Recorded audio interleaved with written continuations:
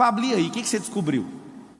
Tem 2 medos, o emocional e o físico. Para de ter medo, anota aí. Tem 2 tipos de medo. Tem 2 tipos de medo. Pablo, o que são esses medos nojentos? São coisas da sua cabeça. Aí você pensa, não, mas é só da minha cabeça? Se fosse só da sua, você não ia ter medo. É coisa da cabeça de outra pessoa. Só que você aceitou na sua cabeça e virou um problema de quem? Seu. O medo é uma semente. Eu vou passar as alegorias para vocês do jeito que eu li e do jeito que eu me libertei de tanta idiotice. Inclusive eu estava me libertando agora de uma coisa. Não vou falar o que era, mas eu estava na montanha nesse exato momento. Uma montanha bem alta, aqui perto, que é tudo cercado por montanhas. E eu estava fazendo uma coisa que eu achei que eu nunca ia fazer. Acabei de fazer. Não vou falar. O que é o medo? O medo é um paralisante. Alguém esses dias perguntou para mim, mas me prova na Bíblia que o medo é atrativo. Eu provei. Final do livro de Jó está escrito: tudo aquilo que eu temia me sobreveio. Então eu vou te passar em vários códigos. O medo, ele atrai. Se é para ter medo de alguma coisa, force seu cérebro a ter medo de coisas absurdas. Por exemplo, tem medo de ter 2 helicópteros, tem medo de ter 1 bilhão na poupança. Eu exerço esse tipo de medo, de verdade. Fico falando isso, eu tenho medo do fulano explodir. É o que eu fico lá colocando nessa caixa. O que eu descobri? Não tem como ficar sem ter medo de alguma coisa. Isso é importante você saber, não tem como. Por que não tem? É um vício cerebral. Também descobri que não tem como viver uma vida sem vício. Isso é assustador. Eu levei 34 anos para descobrir isso. Eu sou estudioso do cérebro, eu levo muito a sério isso. Eu estudo o cérebro exatamente desde 2005. Isso me deu vantagem totalmente desproporcional a qualquer outro ser humano que eu conheço. Eu não paro de estudar desde 2005. Só que levou tanto tempo para eu descobrir. Não tem como ter uma vida sem vício. E agora? Por que não tem como viver uma vida sem vício? O cérebro precisa de circuito para ele entrar. Então ele ama um circuito chamado medo. É um vício.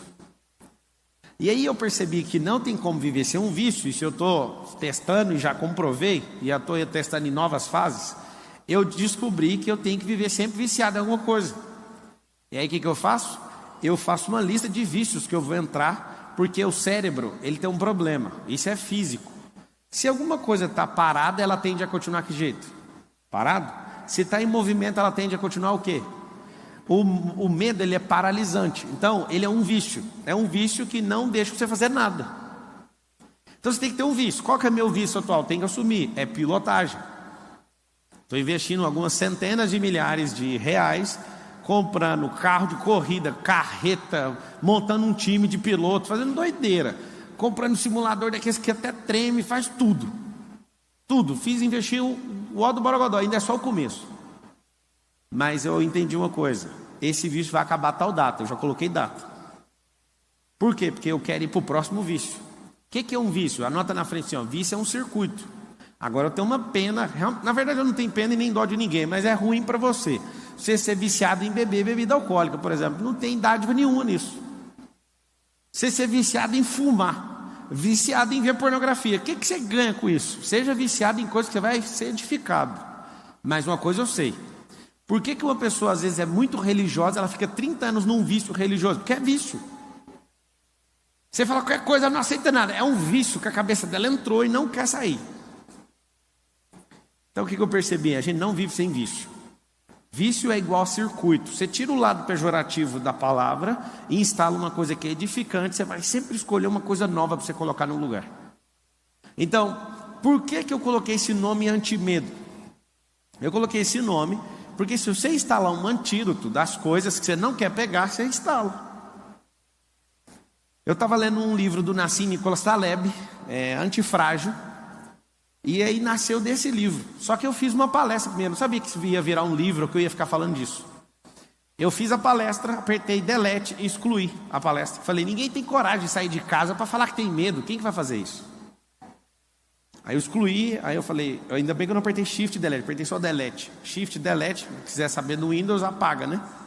Eu voltei com aquilo, comecei a revisar, falei, eu vou dar uma palestra. No auditório da plataforma lá de Goiânia, 4 anos atrás, cabia 80 pessoas. Deu 170 pessoas lá. Gente no chão, gente no colo do outro, gente na rua, gente querendo quebrar o portão, porque eu pedi para trancar, porque não dava para entrar. E o povo, a gente tem medo. Medo de quê? De não entrar nesse cacete. E aí eu assustei. Aí eu fui na Itália dessa palestra, gente entrando para os buracos. Aí é Suíça. Aí todo lugar que eu ia, eu falei, mano, todo mundo no mundo tem medo, deixa eu estudar o medo. Aí comecei a estudar o medo, aí virou o livro. É o livro mais vendido até hoje. Pablo, e aí, o que você descobriu? Tem 2 medos, o emocional e o físico. O físico, não adianta você querer controlar, você nunca vai controlar ele, a não ser que você tenha algum problema hormonal.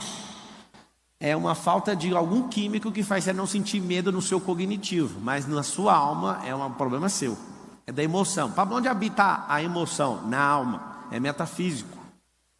Então se alguém falar para você assim, ó, não compra avião não, que todo mundo que eu conheço caiu de avião. Aí você pega uma base lógica, quantas pessoas você conhece? Quanto caiu de avião? Quanto sei o quê? Aí você fica aquele medo. É um medo emocional. Então o medo, você vai notar a alegoria, o medo é uma semente. Medo é uma semente. Sementes precisam de terra.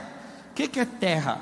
A terra é a única coisa na terra, na história da criação, que se você joga uma semente, ela produz.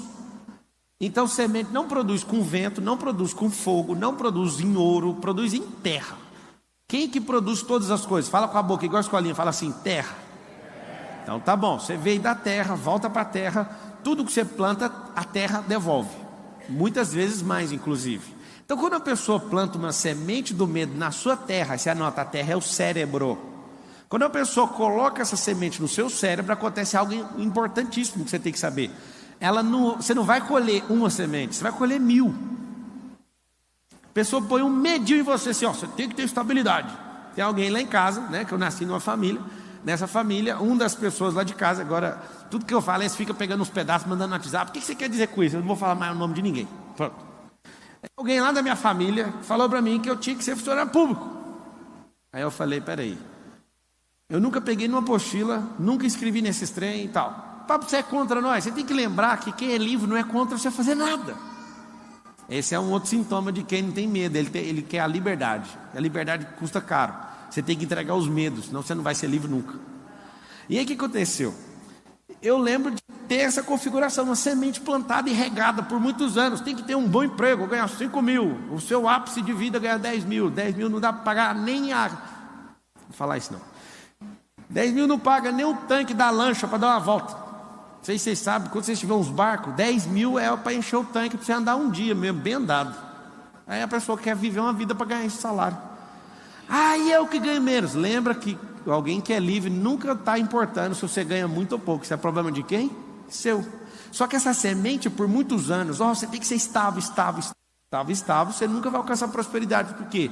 Porque cada vez que alguém planta essa semente, um dia, uma semana, um mês, um ano, você colhe milhares. Aí você vira um grande armazém com bilhões de sementes e fica distribuindo para os outros ainda. Eu vejo gente na internet ensinando finanças. A primeira coisa que a pessoa ensina sobre finanças é reserva de emergência. A primeira coisa que você está ensinando para a pessoa é ser escassa. Eu acho bonito isso. Eu, Pablo Marçal, tem 16 anos que eu nunca pedi dinheiro emprestado para ninguém. Meu dinheiro nunca acabou no final do mês. Nunca. Eu nunca mexi com o negócio de reserva. Meu negócio é pau na máquina.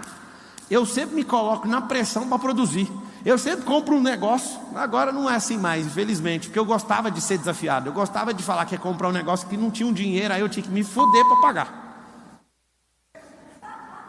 Eu sempre fui de jeito. Agora acabou, parece a graça. Eu quero comprar um trem, é só apertar um botão. Mas a minha vida inteira, eu ia entrar no meu primeiro loteamento, não tinha um dinheiro. Eu falei, pô, meu nome, a Carol, você tá doido. Eu falei, você já viu dar errado uma vez? Não. Aí eu estava instalando coisa na cabeça dela também. E eu olhava e falava, mas essa pode ser a primeira vez. Essa pode ser a primeira vez. Resumindo, eu percebi que pessoas andam com sementes carregadas em seus bolsos. E elas têm uma função de geração em geração. Distribuir medo. Porque como tem gente plantando na cabeça delas, elas estão colhendo muito. Então elas têm que continuar distribuindo, senão elas afogam nos próprios medos. Então é medo disso. Você tem que ser estável. Você não pode falar. Você não pode desagradar. Você não pode fazer isso. Você não pode. Você vai para o inferno. Você vai para aonde? Na hora que você descobrir essas besterol, tudinho que esse povo pôs na sua cabeça, você vai falar assim, ó: pode até ter coisa boa, só que eu vou pegar um arado e vou rasgar essa terra de fora a fora. E eu quero limpar essa terra. Eu quero que ela descanse para depois eu escolher o que eu quero plantar.